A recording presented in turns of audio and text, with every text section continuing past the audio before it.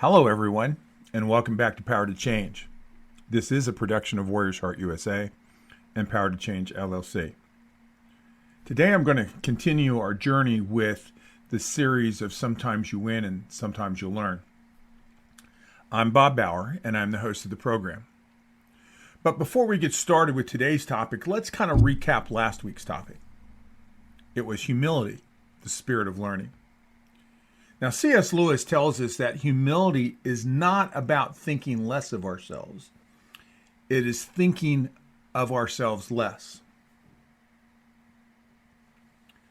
Let me say it again. It's not about thinking less of ourselves. It's thinking of ourselves less. Now, pride is concerned with who's right. And humility is concerned with what is right. Now, we address the negative impact that pride can have on us, which is blame. We blame everybody. We don't take any responsibility. We live in a world of denial. It's not our fault. They did it. Attaching blame. Closed-mindedness.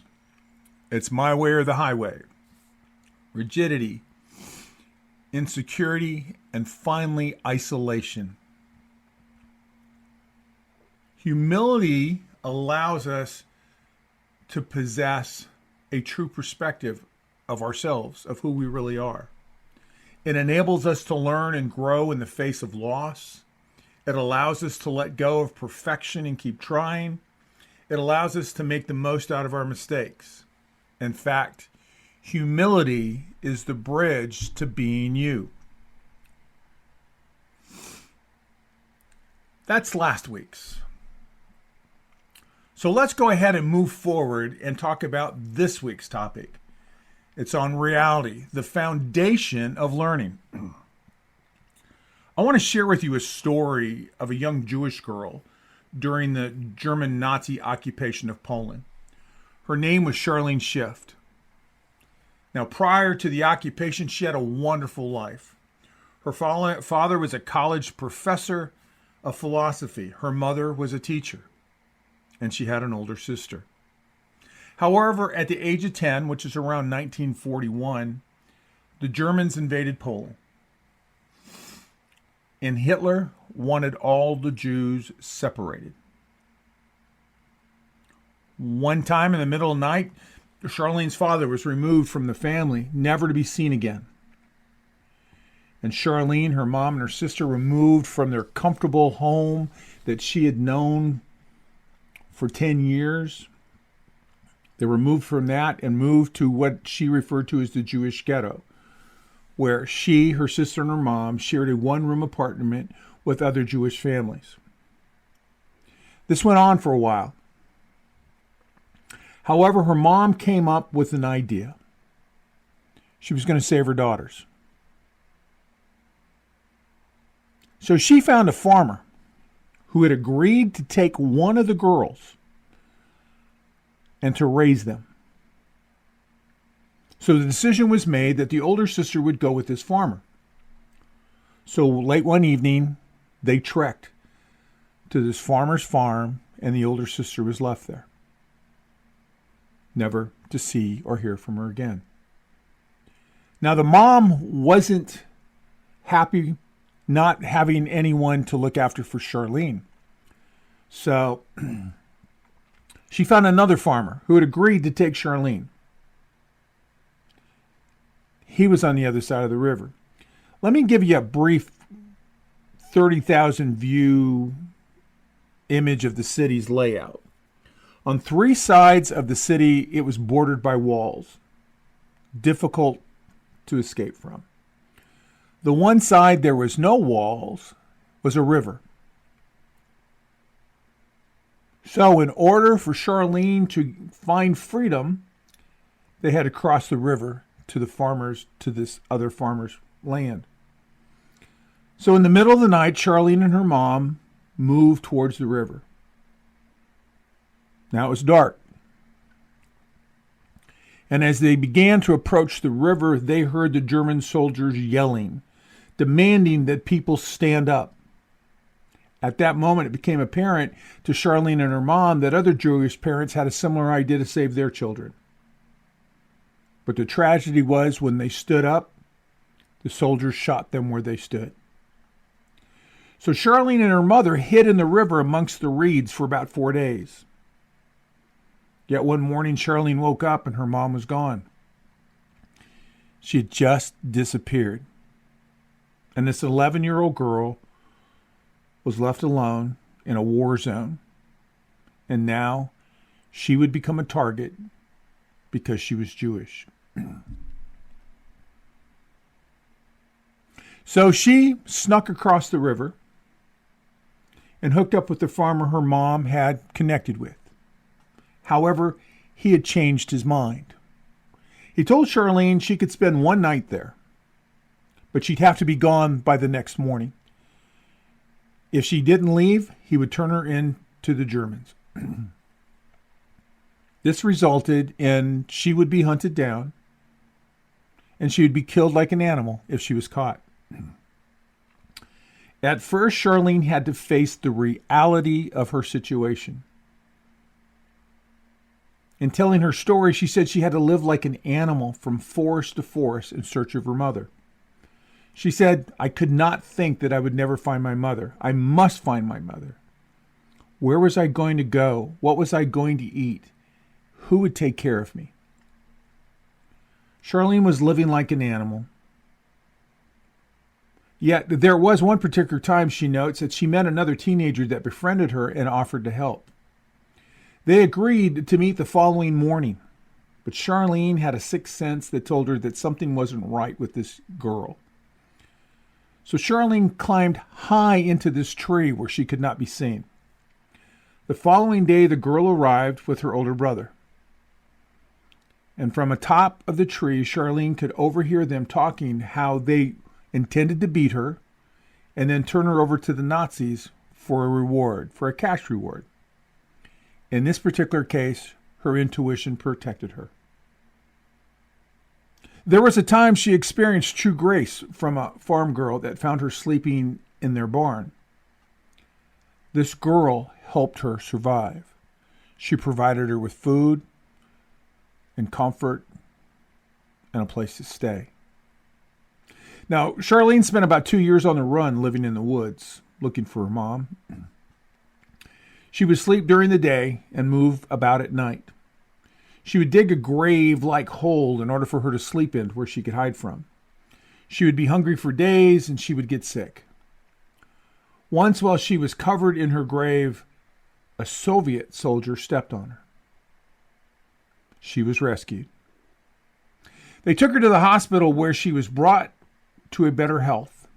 Now, Charlene's goal was to move to the United States where other family members were. She arrived in the United States about 1948, and 3 years later she was married. At that time, she chose never to talk about her experience again. But eventually, Charlene's husband, Ed, convinced her to share the story. Charlene would say she wanted to send a message of hope to the younger generation. Facing reality is what saved Charlene. Now, a little bit of levity. There was a man who had been suffering from insomnia for about 30 years, and he went to his doctor. "Doc, I can't sleep."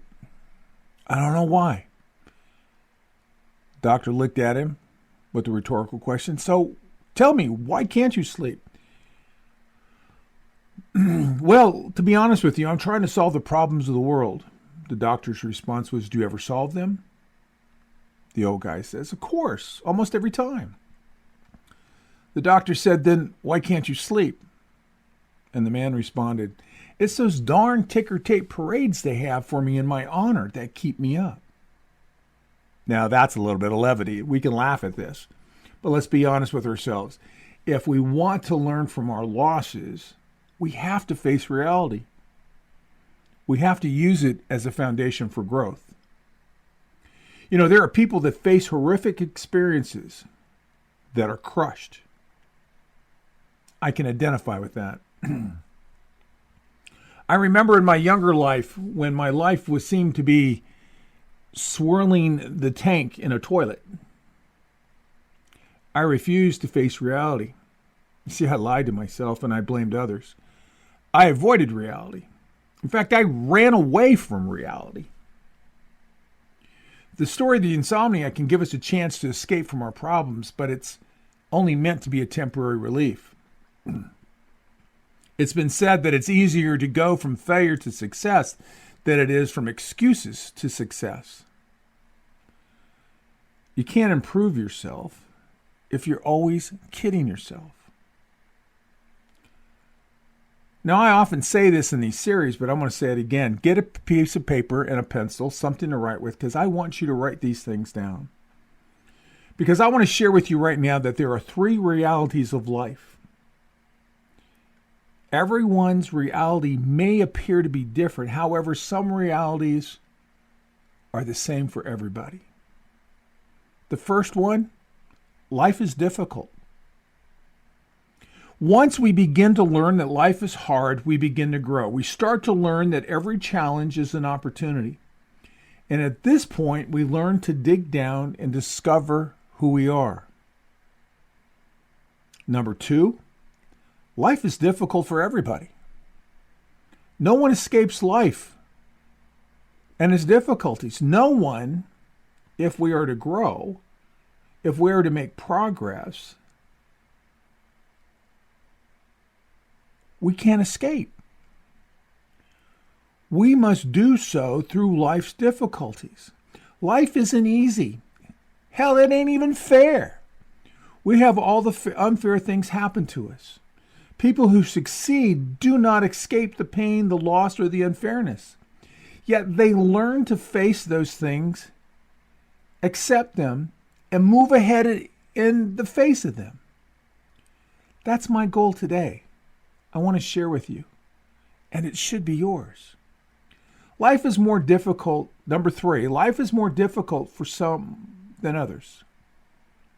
Charlie Brown once approached Lucy while she had put up her psychiatric booth where she was charging a nickel for advice. And Charlie poured out his heart to Lucy. He was confused about life and where he was going. Lucy, with her infinite wisdom, told Chuck, life is like a deck chair on a cruise ship of life. Some people face their chairs towards the rear where they can see where they're coming from. Others face the chairs facing forward so they can see where they're going. Chuck, which way is your deck chair facing? Charlie's response was, I've never been able to get the chair to unfold. Let's face it, life is more difficult for some folks. The playing field is not always level for everyone. Things might seem smooth right now, and things might seem like a tsunami just hit you. But facing reality will bring the better life. One of the keys to winning is to not make life harder for yourself. Write these down. There are 5 ways people make life harder for themselves. See if you can see yourself in any of these. Life is more difficult. Number 1, life is more difficult for those who stop growing. Some people think they're going to grow automatically. People will not grow are like the peers of the great scientist Galileo, who tried to convince them that what he was learning about was physics. They would laugh at him, refuse to acknowledge his discoveries, because they said they contradicted the teachings of Aristotle. So one day, Galileo offered them a demonstration. On the day of the demonstration, Galileo climbed to the top of the Leaning Tower of Pisa. While on the top, where everybody could see him, he dropped a 10-pound and a 1-pound ball simultaneously. They hit the ground at the same time. At that moment, Galileo had proved his theory correct. But in spite of eyewitness validation, some disputed the facts. They wanted to hold on to what they had, even though it was wrong, rather change and grow. Can you identify with those denying Galileo? Another concern, success in some cases can distract you from reality. I've always said this about politicians and celebrity. Once they start believing their press clippings, they lose sight of the facts. They think they are better than they really are. Let me give you a kind of a hometown example of this. My son plays football. He's at college now playing football. But when he was in high school, his team was a great team. They had an outstanding winning record. But there were times they would get cocky and nearly lost to teams they should have stomped. You see, winning causes people to relax and enjoy the spoils of victory. When you do that without thought of the next game, it can lead you down the path of failure. Now, number 2, life is much more difficult for those who do not think effectively. One characteristic that separates successful people and those that are not that way of thinking, one characteristic that separates successful people and those that are not that way they think, a person with a winning mindset has a reason for doing what they do. They're constantly thinking forward to improve what they are doing. People who are thinkers tend to make, let me back up and say that again. People who are not thinkers tend to make the same mistakes again. People who are thinkers tend not to make the same mistakes again. As I was caught up in my own spiral of failure, I often wondered, and I mean this, I would often ask myself, why does this keep happening to me? Frankly, I became the subject matter expert on repeating mistakes. There's a former mayor of Berkeley, his name is Frank Gaines, and he was known for making a statement. He said, "It never bothers me for people to make mistakes if they had a reason for what they did. If they can tell me I thought this and I reasoned so to come to that decision, if they went through the process to get where they did, even if it didn't work, that's okay. The ones you want to watch out for are those who cannot even tell you why they did what they did." I can tell you I ran into that response many times as a cop. "Why'd you do this?" "I don't know." "Why'd you do this?" "I don't know." They never gave any thought to it. They just did it. Now, number 3, life is more difficult for those who do not face reality. Most people spend their entire lives on the fantasy island called "Someday I'll." That's a quote from Dennis Waitley. But it's "someday I will do this or that. Someday I will be rich." They don't live in a world of reality. A young lady goes to a confessional at church and engages the priest in the confessional. She told the priest she was guilty of the sin of vanity. "Father, only this morning I looked into the mirror and I admired my beauty." The priest asked, "Is that all, my daughter?" The young lady responded, "Yes, Father." The priest responded with, "Then go in peace, my daughter. Being mistaken is not a sin." Come on, be real. If you do not deal with reality, reality will deal with you. What you do matters. And what you do must be based on reality. Life is difficult, folks. It's not easy. But your mindset makes all the difference. I've been down this path. I can assure you, denial is not a river in Egypt. Don't make things harder for you by denying it. Number 4, life is more difficult for those who are slow to make proper adjustments. Have you ever been doing something or been involved with a group that you knew was a dead end? You were just spinning your wheels, but you stayed because of loyalty or because you didn't want to offend somebody? That's a problem in our society. We don't know when to cut our losses early. I remember I was working with a particular police station. It was a small agency. The leadership, honestly, was corrupt. All the big spenders, all the rich people in the community were in the back pockets. I thought I could change the place if I stuck around. I'm not a martyr. I'm not a hero. Nothing. But I learned I couldn't change anything, and I needed to bail quickly. I did. Now here's the ironic thing. Shortly after I left, the chief was fired, the patrol manager was asked to resign, the director of communications was removed, and a handful of officers were dismissed. What I saw, others with authority saw, and eventually they acted. I have this habit of not knowing when to say no. I find myself in projects that are dead from the get-go.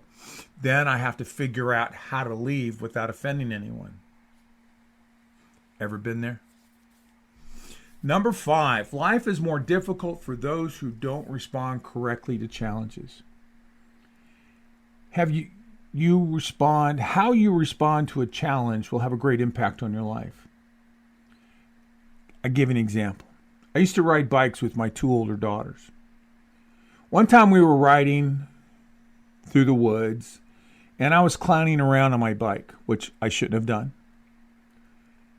And as a result of my clowning, I took a hard nosedive. As soon as I hit the ground, my oldest daughter dismounted from her bike and immediately began to ask me for where my phone was because she was going to call for help. She was responding to the challenge that she was facing. Now, let me be honest with you. If I had been hurt, she took control to ensure the proper people would be there on site immediately. Now, as a cop, I was always trained to think out how I would respond to things. It's like a mental exercise for every scenario that I could possibly face. It's that thinking thing. So when I encountered a particular critical incident, I've already responded to it in my mind. I knew how I was going to react and act. I practiced my thinking. So in closing, let me say this to you. There's this businessman, his name is Jim Collins. He says this: there's a sense of exhilaration that comes from facing head on the hard truth and say, I'm never going to give up.